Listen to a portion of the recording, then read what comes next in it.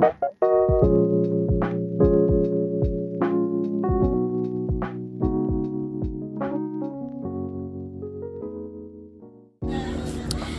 everyone, welcome back to episode 5 of our 7-part mental health series, #SayItOutLoud. We're so happy you're here with us again. Seriously, thank you for coming back every week. Whether you've listened to every episode or this is your first one, we're really glad you're spending a little bit of your day with us. We've talked about hiding our emotions, school stress, burnout, and friendships over the last few weeks. But today we're diving into something that's incredibly personal for almost every teenager. Body image. Yep, the way we see ourselves, the way we compare ourselves to everyone around us. Those moments when you look in the mirror and somehow only notice the things you wish were different. And honestly, self-consciousness doesn't just affect how we look, it affects how we act. You stop raising your hand because you're scared people are watching you. You don't wear the outfit you actually like because you're worried someone might judge it. You avoid taking pictures and you overthink every little thing. It's exhausting. Today isn't about telling anyone they have to magically love themselves overnight. It's about talking honestly about why so many of us struggle with body image and maybe finding a healthier way to look at ourselves. Okay, before we get emotional, let's start with our icebreaker. Amaya, what's the most ridiculous thing you've been self-conscious about recently? Oh god. Okay, this is embarrassing.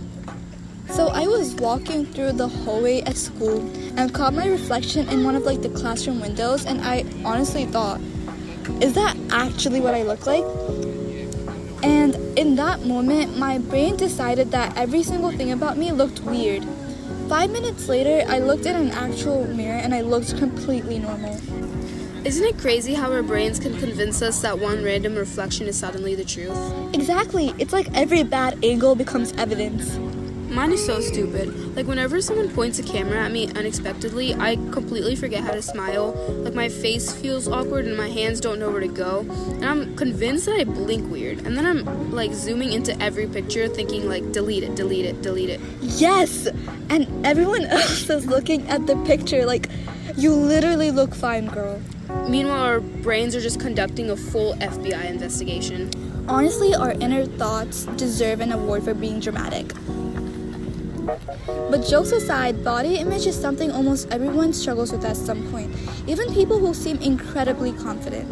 And I think one of the biggest reasons is comparison. Constantly comparing ourselves without even realizing it. Someone's skin, someone's hair, someone's height, someone's body, someone's clothes, and even someone's confidence.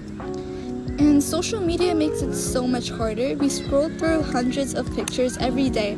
Perfect lighting, perfect angles, perfect editing, and perfect filters. Eventually, your brain starts believing that's what everyone actually looks like. When really, no one wakes up looking like an Instagram post. Nobody lives in perfect lighting, has flawless skin, and is smiling every second. Exactly, but our brains don't always remember that. Instead, they say, why don't I look like that? Instead of, that picture probably took 40 tries. Something that really gets me is how quickly we notice our own flaws. I'll spend 20 minutes worrying about one tiny pimple. Meanwhile, I see someone else with acne and not even think twice. Same. When I'm looking at someone else, I'm thinking, they're so beautiful and funny and kind, and they're so fun to be around. But their appearance isn't even the first thing I notice. But somehow, when it's ourselves, appearance suddenly feels like it's the only thing that matters. And it really shouldn't, because the people who love you aren't keeping score. They're not counting your blemishes, and they're not measuring your waist. They're remembering your laugh, your kindness, and the way you made them feel safe. The conversations you've had together and the memories you made, that's really what they're looking at. That's such a good point. Think about your favorite person, and now ask yourself, is the reason you love them always because their hair looks perfect? Probably not. You love them because of who they are. Yet somehow we convince ourselves that everyone else is judging us way more harshly than we judge anyone else. Can we also talk about how body image isn't always about wanting to look like someone else? Sometimes it's just wanting to stop feeling uncomfortable in your own skin. Absolutely. Sometimes it's standing in front of your closet because nothing feels right. Sometimes it's pulling at your sweatshirt because you suddenly feel awkward. It's also avoiding mirrors altogether. Or pretending you're not hungry because you're worried someone will judge what you're eating. Or skipping pictures because you're convinced you'll hate every single one. Those little moments add up. You don't even realize how much energy you're spending criticizing yourself. And imagine what we could do with all that energy if we weren't spending it picking ourselves apart. How many hobbies we'd enjoy, how many memories we'd actually be present for, and how much lighter our life would feel. So, how do we start changing the way we talk to ourselves? Because saying just love yourself isn't exactly helpful. No, I think the first step is realizing that confidence isn't believing you're perfect. It's believing you deserve kindness even when you don't feel perfect. That's right, because confidence isn't waking up every day thinking, I look amazing. It's waking up saying, I don't have to earn my worth.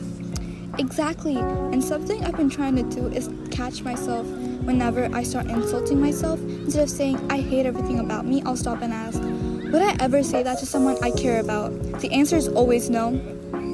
Same, and honestly, sometimes the goal isn't positive thinking. It's just neutral thinking. Instead of my legs look awful, maybe it's my legs carried me through an entire day.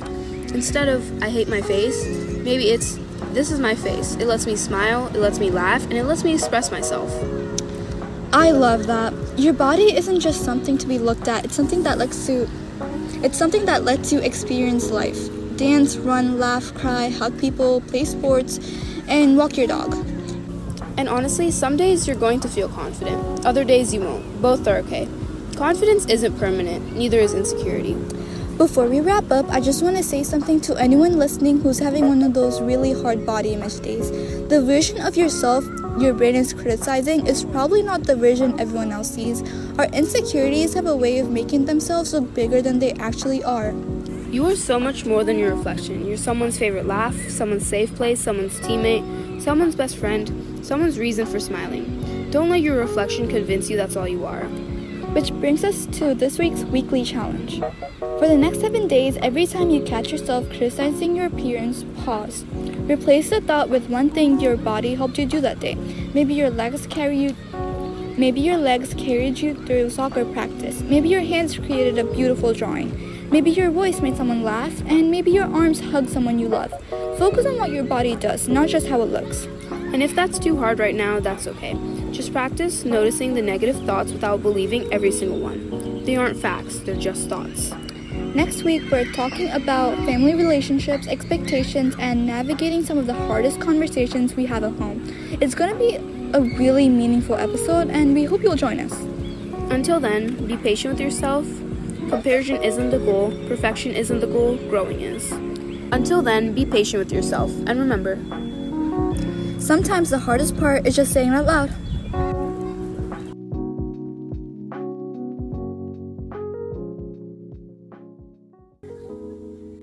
Okay guys, so if you need help with that, just know that our app, which is upcoming in a few weeks, it's gonna help you track your habits, it's gonna help you regulate your breath, regulate your thoughts, and it's honestly just a really good habit tracker.